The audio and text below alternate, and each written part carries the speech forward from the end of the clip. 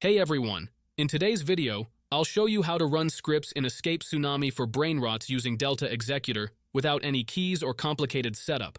As you can see on my iPhone, I already have it installed, and I can run crazy scripts like teleport, AUTOFARM, auto cache collect, and more. The best part is, it works on both iOS and Android, and it's super easy to use. All you have to do is simply watch this video and follow every step carefully. Trust me, by the end, you'll be running scripts like a pro. Before we start, there are a couple of quick settings you need to change. This part is only for iOS users. If you're on Android, you can skip ahead to the next step. First, open your settings, go to General, and make sure background app refresh is turned on, either for Wi-Fi or for both Wi-Fi and mobile data. This helps the app run smoothly in the background. Next, go into battery settings and turn off low power mode.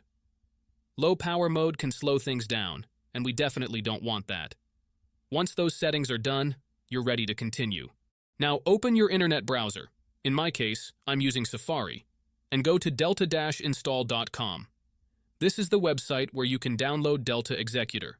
When you're on the site, you'll see some information about Delta and how it works. To download it, just tap the download button and choose your device, Apple or Android. The download might take a moment depending on your internet connection, but once it's finished, you'll see a confirmation page telling you the app has been installed and to check your home screen. At that point, Delta Executor should appear on your home screen and you're good to go.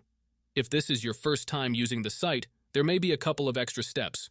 But don't worry, it's really easy. You'll be redirected to a page with a short video tutorial that walks you through everything step by step.